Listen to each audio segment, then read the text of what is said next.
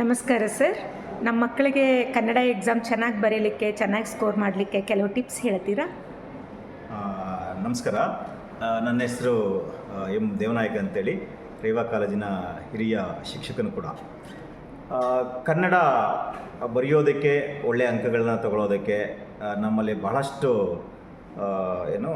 ಟಿಪ್ಸ್ಗಳಿದ್ದಾವೆ. ಒಂದು, ಕಾಲು ಗಂಟೆಗಳ ಕಾಲ ಪ್ರಶ್ನೆ ಪತ್ರಿಕೆಯನ್ನು ಓದೋದಕ್ಕೆ ಸಮಯಾವಕಾಶ ಇದೆ. ಆ ಪ್ರಶ್ನೆಗಳನ್ನು ನಿಧಾನವಾಗಿ ಗಮನವಿಟ್ಟು ಓದಿದ್ದೇ ಆದರೆ ಮುಂದಿನ ಅನೇಕ ಪ್ರಶ್ನೆಗಳಿಗೆ ಪ್ರಶ್ನೆ ಪತ್ರಿಕೆಯಲ್ಲಿ ಉತ್ತರಗಳು ಕೂಡ ಲಭಿಸ್ತವೆ. ಹಾಗೆಯೇ ಅಲ್ಲಿ ಇರುವಂಥ ಪ್ರಶ್ನೆಗಳನ್ನು ಸರಿಯಾಗಿ ಅರ್ಥ ಮಾಡಿಕೊಂಡ್ರೆ ಮಾತ್ರ ನಾವು ಸುಲಭವಾಗಿ ಉತ್ತರ ಬರೆಯೋದಕ್ಕೆ ಸಾಧ್ಯ ಆಗುತ್ತೆ. ಪ್ರಶ್ನೆಯನ್ನು ಅರ್ಥ ಮಾಡ್ಕೊಳ್ಳಿಲ್ಲ ಅಂತ ಹೇಳಿದ್ರೆ ನಾವು ಉತ್ತರಗಳನ್ನು ಬರೆಯೋದು ಸ್ವಲ್ಪ ಕಷ್ಟ ಆಗುತ್ತೆ. ಹಾಗಾಗಿ ನಿಧಾನವಾಗಿ ಆ ಪ್ರಶ್ನೆಗಳನ್ನು ಓದಬೇಕು, ಪ್ರಶ್ನೆಗಳನ್ನು ಅರ್ಥ ಮಾಡ್ಕೋಬೇಕು, ಆನಂತರ ಉತ್ತರಗಳನ್ನು ಯೋಚನೆಯನ್ನು ಮಾಡಬೇಕು. ಮೊದಲು ಪ್ರಶ್ನೆಗಳನ್ನು ಎಲ್ಲಿಯಾದರೂ ಬರೀರಿ, ಆದರೆ ಪ್ರಶ್ನೆಗಳ ಸಂಖ್ಯೆ ಇದೆಯಲ್ಲ ಅದು ಭಾಳ ಮುಖ್ಯವಾಗಿರ್ತಕ್ಕಂಥದ್ದು.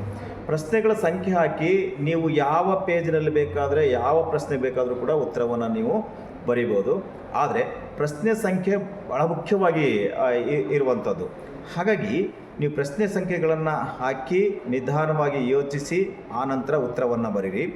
ಯಾವುದೇ ಕಾರಣಕ್ಕೂ ಒಂದು ಅಂಕದ ಪ್ರಶ್ನೆಗೆ ಸಮಯಾವಕಾಶವನ್ನು ಹಾಳು ಮಾಡದೇ ಅದನ್ನು ಬಿಟ್ಟು ಯಾವ ಪ್ರಶ್ನೆಗಳಿಗೆ ನಿಮಗೆ ಸರಿಯಾದಂಥ ಉತ್ತರ ಗೊತ್ತಿದೆಯೋ ಅವುಗಳನ್ನು ಮೊದಲು ಬರೆದು ಆನಂತರ ನಿಮಗೆ ಯಾವ ಪ್ರಶ್ನೆಗೆ ಗೊತ್ತಿಲ್ವೋ ಆನಂತರ ಬೇಕಾದರೆ ಅದನ್ನು ಆಲೋಚನೆ ಮಾಡಿ ಆನಂತರ ಬರೆಯೋದಕ್ಕೆ ಸಾಧ್ಯ ಆಗುತ್ತೆ.